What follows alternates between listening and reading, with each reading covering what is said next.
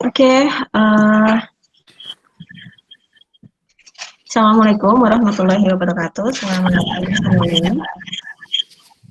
Waalaikumsalam warahmatullahi wabarakatuh. Ya, ini kita sudah mulai pertemuan ke-7 ya, kelompok 6 yang presentasi.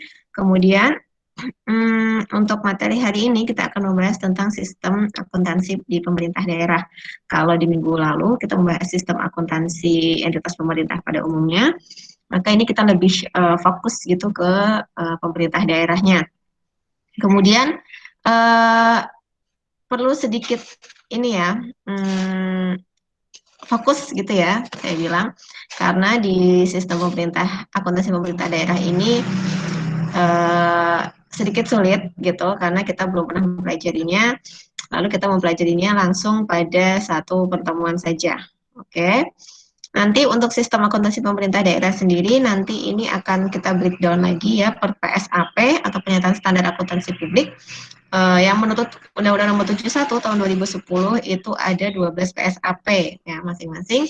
Dan untuk masing-masing PSAP ini nanti akan kita bahas setelah UTS. Jadi materi UTS adalah dari awal pertemuan kita, yaitu tentang perkenalan apa itu organisasi sektor publik, kemudian kita masuk ke entitas pemerintah, sampai pada ini, sistem akuntansi untuk pemerintah daerah.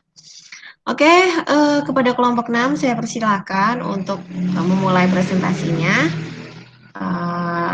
Yang lain seperti biasa, kalau ada pertanyaan bisa disampaikan di forum yang sudah disediakan. Silakan, Mbak.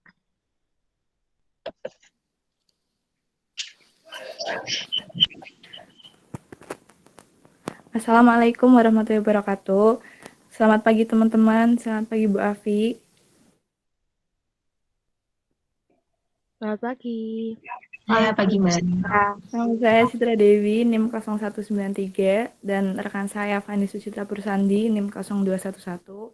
Kami dari kelompok 6, di sini kami akan mempresentasikan materi mengenai sistem akuntansi pemerintah daerah. Pengertian sistem akuntansi pemerintah daerah yaitu sistem akuntansi yang meliputi serangkaian prosedur mulai dari proses pengumpulan data, pencatatan, pengikhtisaran, hingga pelaporan keuangan dalam rangka pertanggungjawaban pelaksana APBD yang dapat dilakukan secara manual maupun menggunakan aplikasi komputer. Dasar hukum sistem akuntansi pemerintah daerah, yang pertama ada Undang-Undang Nomor 17 Tahun 2004 tentang Keuangan Negara. Yang kedua, Undang-Undang Nomor 1 Tahun 2004 tentang Perbendaharaan Negara. Yang ketiga, Undang-Undang Nomor 15 Tahun 2004 tentang Pemeriksaan Pengelolaan dan Tanggung Jawab Keuangan Daerah. Yang keempat, Undang-Undang Nomor 32 Tahun 2004 tentang Pemerintah Daerah. Yang kelima, Undang-Undang Nomor 33 Tahun 2004 tentang Perimbangan Keuangan Pusat dan Daerah. Yang keenam, Undang-Undang Nomor 15 Tahun 2006 tentang Badan Pemeriksa Keuangan. Yang ketujuh, ada Peraturan Perundang-undangan Nomor 24 Tahun 2005 tentang Standar Akuntansi Pemerintah. Yang kedelapan, ada PP Nomor 58 Tahun 2005 tentang Pengelolaan Keuangan Daerah. Dan yang terakhir ada PP Nomor 8 Tahun 2006 tentang Pelaporan Keuangan dan Kinerja Instansi Pemerintah. Selanjutnya ada struktur organisasi pemerintah daerah. Berdasarkan Undang-Undang Nomor 32 Tahun 2004 tentang pemerintahan daerah ditentukan pada pasal 1 angka 3, yaitu pemerintah daerah adalah gubernur, bupati atau wali kota, dan perangkat daerah sebagai unsur penyelenggara pemerintahan daerah. Berdasarkan pasal 1 angka 3 Undang-Undang Nomor 32 Tahun 2004 tersebut, maka dapat dijelaskan bahwa pemerintah daerah terdiri dari kepala daerah beserta perangkat daerah.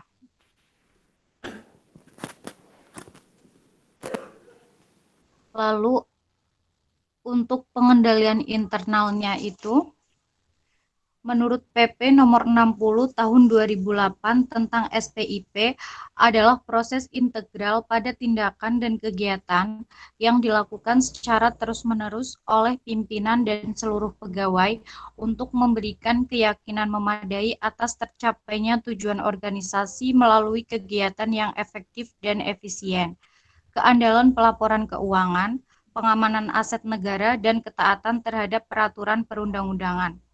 Unsur-unsur sistem pengendalian internal yaitu ada lingkungan pengendalian, penilaian resiko, kegiatan pengendalian, informasi dan komunikasi, serta pemantauan pengendalian internal. Berikutnya ada jenis transaksi.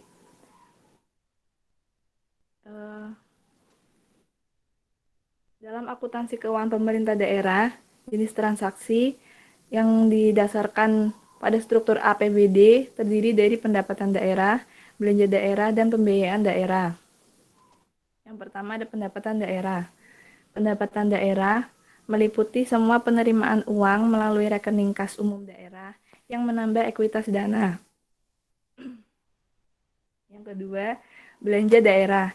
Belanja daerah meliputi semua pengeluaran dari rekening kas umum daerah yang mengurangi ekuitas dana, merupakan kewajiban daerah dalam 1 tahun anggaran dan tidak akan diperoleh pembayaran kembali oleh daerah. Yang ketiga ada pembiayaan daerah. Pembiayaan daerah meliputi semua transaksi keuangan untuk menutup defisit atau untuk memanfaatkan surplus. Berikutnya, ada transaksi selain kas. Transaksi selain kas meliputi serangkaian proses, mulai dari pencatatan hingga pelaporan yang berkaitan dengan semua transaksi atau kejadian selain kas.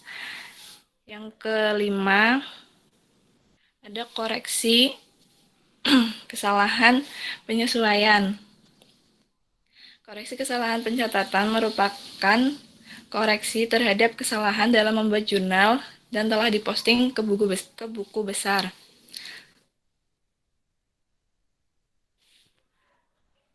Untuk yang berikutnya ada depresiasi. Yang nomor 8 ada transaksi yang bersifat akrual dan prepayment. Dan yang terakhir ada hibah selain kas. Untuk selanjutnya ada kode rekening.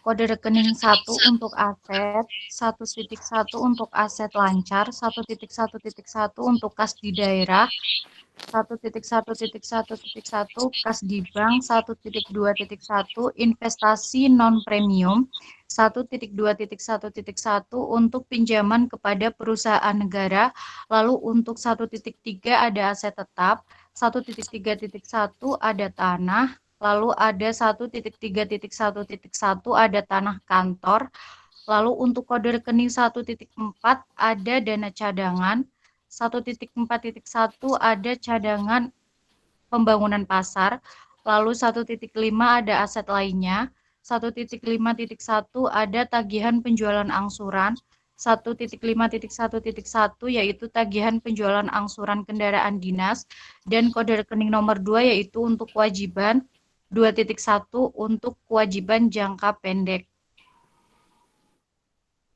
Lalu 2.1.1 ada utang perhitungan pihak ketiga, 2.1.1.1 utang PFK pada Taspen, lalu untuk 2.2 ada kewajiban jangka panjang, 2.2.1 ada utang dalam negeri pemerintah pusat, 2.2.1.1 ada utang kepada pemerintah pusat pinjaman, lalu untuk kode rekening 3.1 ada ekuitas dana lancar, 3.1.1 ada silpa, 3.2 ada ekuitas dana investasi, lalu 3.2.1 ada diinvestasikan dalam investasi jangka panjang, untuk kode rekening 3.3 untuk ekuitas dana cadangan pendapatan bagi hasil pajak, 3.3.1 diinvestasikan dalam dana cadangan, lalu kode rekening nomor 4 ada pendapatan, 4.1 yaitu pendapatan asli daerah,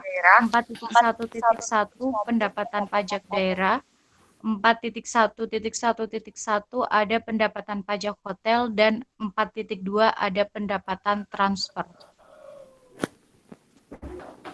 Berikutnya ada 421 untuk kode transfer pemerintah pusat dana pertimbangan, kode 43 untuk transfer pemerintah pusat lainnya, kode 431 untuk dana otonomi khusus, kode 44 untuk transfer pemerintah provinsi, kode 441 untuk pendapatan bagi hasil pajak, kode 45 untuk pendapatan yang sah, kode 451 untuk pendapatan hibah, kode 5 untuk belanja, kode 51 untuk belanja operasi, kode 511 untuk belanja pegawai, kode 5111 untuk belanja gaji dan tunjangan, kode 52 untuk belanja modal, kode 521 untuk belanja tanah, kode 53 untuk belanja tak terduga, kode 6 untuk transfer, kode 611 untuk transfer atau bagi hasil ke desa, kode 7 untuk pembiayaan, kode 71 untuk penerimaan pembiayaan, kode 711 untuk penggunaan silpa, kode 72 untuk pengeluaran pembiayaan,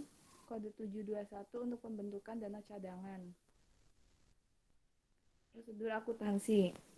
Prosedur akuntansi yang pertama yaitu prosedur akuntansi penerimaan kas. Untuk prosedur akuntansi yang Untuk prosedur akuntansi yang kedua yaitu prosedur akuntansi pengeluaran kas. Prosedur akuntansi yang ketiga yaitu prosedur akuntansi aset tetap atau barang milik daerah. Prosedur akuntansi yang keempat, prosedur akuntansi selain kas. Lalu selanjutnya ada dokumen sumber. Yang pertama ada surat ketetapan retribusi atau SKR, yaitu dokumen yang dibuat oleh pengguna anggaran untuk menetapkan retribusi atas wajib retribusi. Yang kedua ada surat tanda bukti pembayaran atau bukti transaksi penerimaan kas lainnya. Lalu yang ketiga, ada surat tanda setoran atau STS, yaitu dokumen yang diselenggarakan bendahara penerimaan untuk menyetor penerimaan daerah ke rekening kas umum daerah. Lalu yang keempat, ada bukti transfer, yaitu dokumen atau bukti atas transfer penerimaan daerah. Lalu yang kelima ada nota kredit bank, yaitu dokumen atau bukti dari bank yang menunjukkan adanya transfer yang masuk ke akun kas umum daerah. Selanjutnya ada formulir dan jurnal. Untuk formulir yang pertama ada Perda APBD, yang kedua ada dokumen pelaksanaan anggaran Satuan Angkatan Kerja Perangkat Daerah atau DPA SKPD. Yang ketiga ada surat penyediaan dana. Yang keempat ada surat permintaan pembayaran.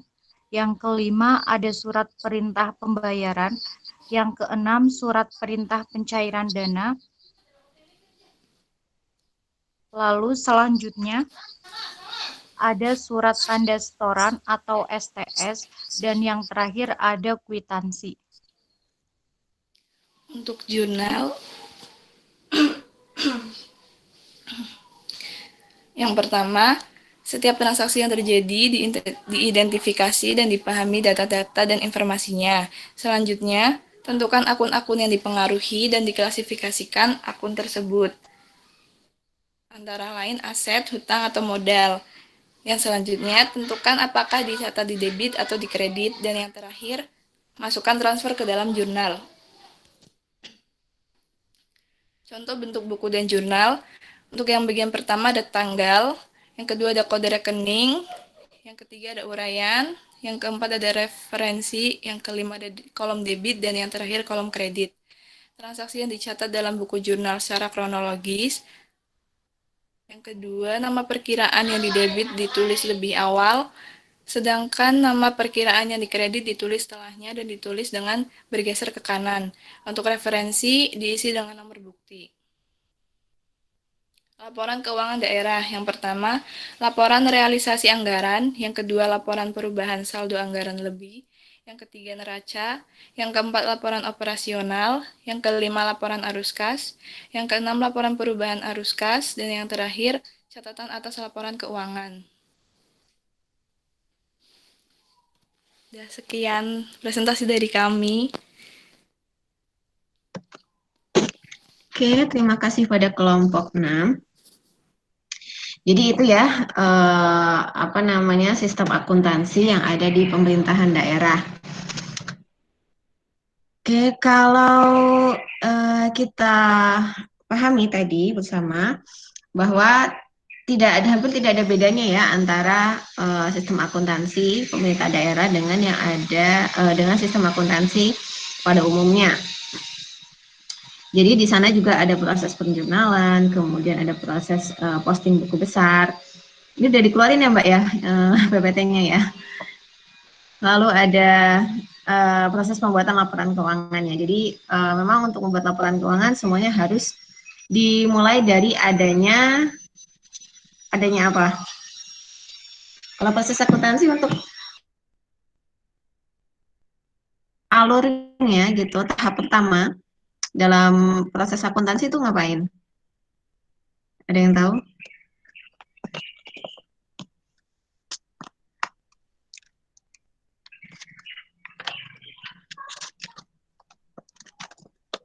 Suara saya nyala.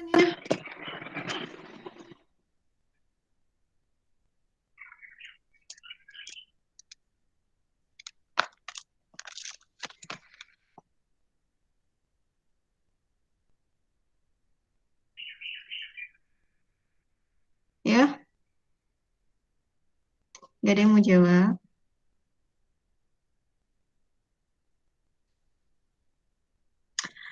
Kira-kira tahapan dalam prosedur akuntansi itu ngapain? Anda kan sudah memahami ya apa itu akuntansi, terus akuntansi tugasnya tuh ngapain. Kira-kira, ini pertanyaan bebas loh, tapi mendapatkan poin. Lumayan kan kalau ada nggak ada kesempatan buat tanya di apa forum diskusi. Ada yang mau coba jawab? Saya sudah siap nih. Ya, kira-kira ngapain? Bentar. Oke, bisa diulangin Mbak Rizky. Membuat Membuat jurnal jurnal. Oke. Dasarnya apa Mbak membuat jurnal, Mbak? transaksi, Bu. Dasarnya transaksi. Betul ya. Jadi langkah awal ketika dalam proses akuntansi adalah menganalisis transaksi dulu. Ya, jadi tidak semua transaksi itu bisa kita jurnal. Ya, contoh gampangnya adalah Anda misalnya punya usaha counter HP, ya kan? Di situ ada cash counter.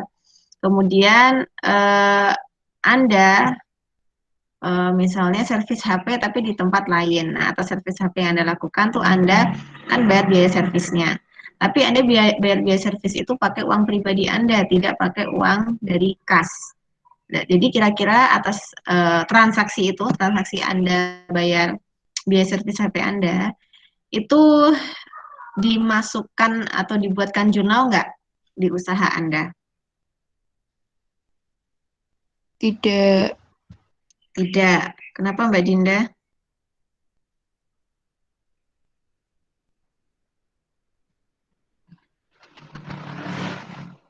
Gimana? Kenapa Mbak Dinda tidak ditulis? Kenapa Karena tidak ditulis? pakai uang pribadi, Bu, dan itu nggak ada hubungannya sama usaha. Oke, betul ya. Jadi itu ya, sebelum kita membuat jurnal, kita harus menganalisis dulu atas setiap transaksinya.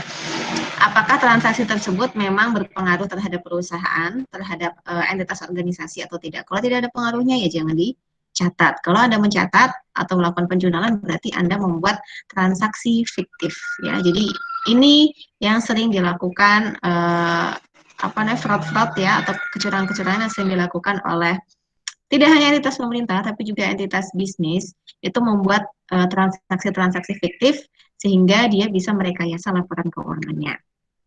Oke, kemudian dasar analisis transaksi kira-kira apa? Dasar pembuatan jurnal.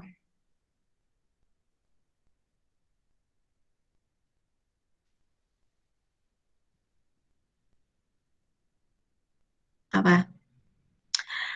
Anda sudah belajar akuntansi selama ini. Ya, ketika Anda melakukan penjurnalan, dasar Anda untuk membuat penjurnalan itu apa? Adanya bukti transaksi. Yes, betul ya. Jadi tidak semua transaksi itu bisa di jurnal. Harus kita analisis dulu apakah dia itu berpengaruh terhadap apa perusahaan ya, terhadap operasional perusahaan. Kemudian yang kedua, ada nggak buktinya? Kalau nggak ada buktinya, apakah bisa dicatat? Bisa dilakukan penjurnalan? Tidak bisa, karena kalau nggak ada bukti transaksi, berarti itu adalah transaksi fiktif, dianggap transaksi fiktif gitu ya. Oke, jadi gitu. Untuk prosedur akuntansinya itu sama ya antara pemerintah, entitas pemerintahan baik di pusat maupun di daerah dengan entitas bisnis ya. Jadi semua bermula dari adanya suatu transaksi yang bisa dibuktikan dengan adanya bukti transaksi. Untuk bukti transaksi sendiri di pemerintah daerah, di situ sudah ada ini ya. Contohnya ya, di situ bisa dibuka Mbak slide formulir. Jadi untuk pemerintah daerah, nah ini adalah bukti-bukti transaksi ya yang bisa dijadikan bukti transaksi untuk melakukan suatu penjurnalan. Jadi ada misalnya ada surat permintaan pembayaran, ada surat perintah pembayaran, beda-beda ya. Kemudian ada surat pencairan dana, nah itu beda-beda semua. Surat penyediaan dana seperti itu ya. Jadi ini adalah formulir-formulir yang digunakan di entitas pemerintah, khususnya pemerintah daerah. Kalau di entitas bisnis gampangnya seperti ini. Misalnya ada surat perintah pengeluaran barang dari gudang. Kemudian ada surat job order gitu ya. Kemudian ada surat PO purchase order ya kayak gitu. Nah, itu hampir sama ya, hanya saja untuk pemerintah daerah karena memang dia tidak berfokus pada bisnis, tidak mencari profit sehingga formulir-formulir atau bukti transaksi yang diperlukan juga berbeda dan ini adalah sebutan gitu ya atau jenis-jenis formulir yang digunakan di pemerintah daerah. Jadi dari yang ditampil ini di di gadget Anda ini menjadi dasar bagi pemerintah daerah untuk melakukan penjurnalan. Dan untuk setiap formulir ini ada otoritasnya ya, ada otorisasinya. Jadi siapa yang menandatangani formulir itu, dia yang bertanggung jawab terhadap kebenaran isi dari formulir itu. Jadi misalnya ternyata setelah dilakukan pemeriksaan terhadap laporan keuangan pemerintah daerah, kemudian diketahui kok ada transaksi yang ganjil. Nah, siapa yang bertanggung jawab atas transaksi itu dilihatlah dari bukti transaksinya, dari formulir-formulir ini.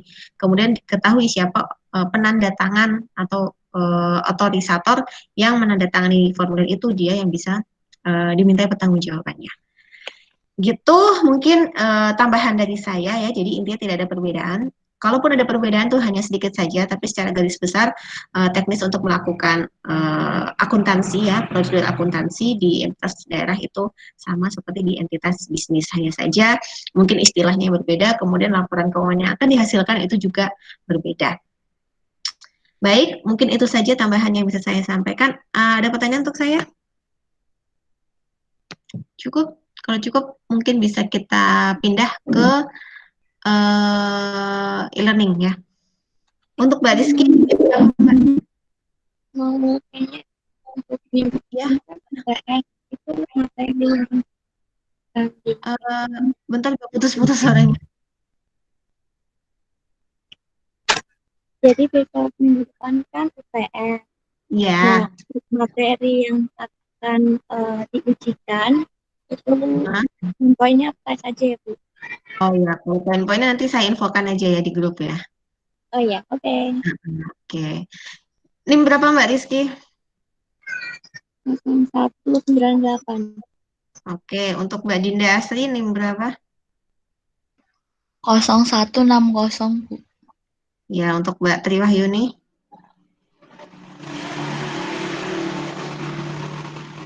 0188. Oke. Oke, begitu ya. Bentar, saya tamatin. Yang bisa kita dapatkan dari hal ini.